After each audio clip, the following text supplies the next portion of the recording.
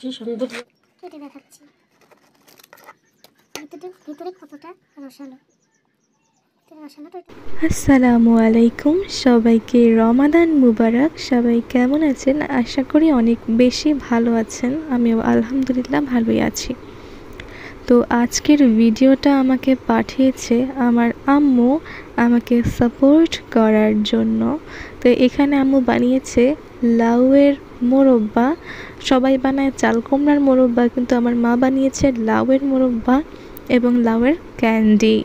তো একটা মা তার মেয়েকে সাপোর্ট করার জন্য কিভাবে মানে সে ভিডিও করাতে এত বেশি দক্ষ না, কিন্তু তারপরও সে ভিডিও করেছে এবং মানে সুন্দরভাবে করার চেষ্টা করেছে। এটার মমতাই কিন্তু, মায়ের মমতায় কিন্তু আজকের ভিডিওটি পরিপূর্ণ থাকছে। তো আপনারা ভিডিওটি এনজয় করুন। আশা করি খুব সুন্দর একটি রেসিপি শিখতেও পারবেন এবং আমার আম্মুর জন্য সবাই দোয়া করবেন, আমার জন্য সবাই দোয়া করবেন। তো চলেন শুরু করা যাক।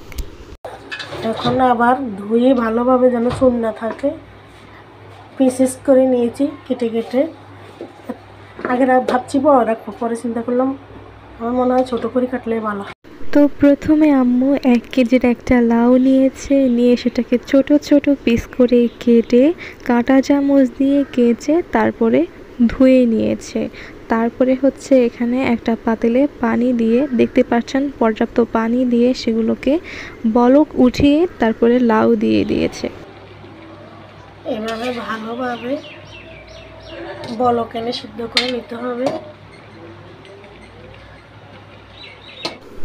তো লাউগুলোকে প্রথমে সেদ্ধ করে নিতে হবে, এরপরে 2 ভাগে ভাগ করতে হবে। ভাগ করে পানিগুলোকে ঝরিয়ে নিতে হবে। নেওয়ার পরে আপনি যেই ভাগটা আপনি স্বচ্ছ রাখবেন এবং ভেজা ভেজা রাখবেন, সেই ভাগে আপনি লাউয়ের অর্ধেক মানে 500 গ্রাম চিনি দিবেন এবং যেই অর্ধেক আপনি ক্যান্ডির মতো করবেন সেই অর্ধেক আপনি 1 কেজি, লাউয়ের জন্য 1 কেজি চিনি দিয়ে দিবেন।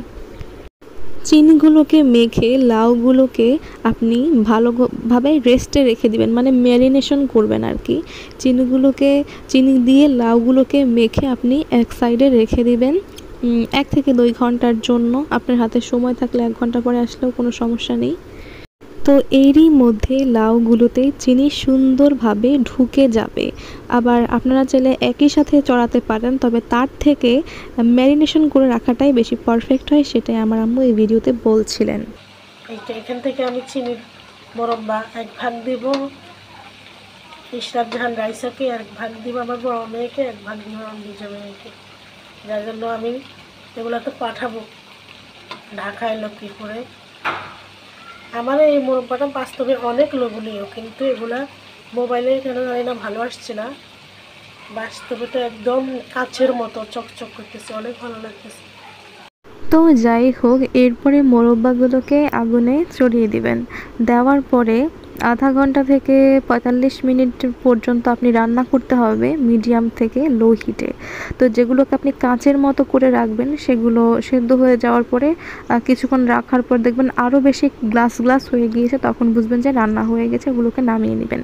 কিন্তু যেগুলোকে আপনি মুচমুচে এবং রসালো ক্যান্ডি বানাতে চাচ্ছেন, বা আঙ্গুলির গায়ে যেরকম খুরমার গায়ে যেরকম চিনি সাদা সাদা হয়ে লেগে থাকে, ঠিক সেরকম যখন বানাবেন তখন আপনাকে লো হিটে, মিডিয়াম থেকে লো হিটে 45 মিনিটের মতো রান্না করতে হবে। ভাগ আমি অল্প চিনি দিয়েছি, সেগুলো হচ্ছে কাচের মতো স্বচ্ছ। আর 1 ভাগ আমি চিনি বেশি দিয়েছি।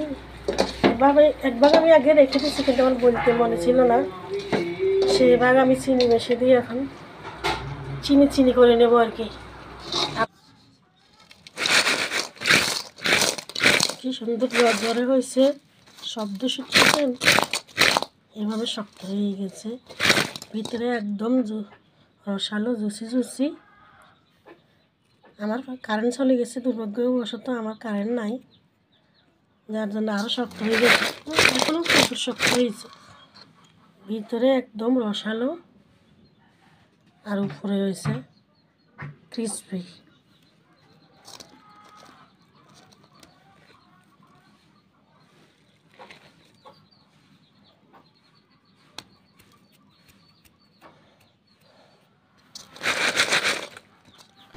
তো দেখতেই পাচ্ছেন আমার আম্মু কি সুন্দর নিজের বানানো পণ্যের অ্যাডভার্টাইজমেন্ট করতেছে। তো অবশ্য আমি ভিডিও দেখে বুঝতে পারছি খুব লোভনীয় এবং রসালো ক্রিস্পি হয়েছে।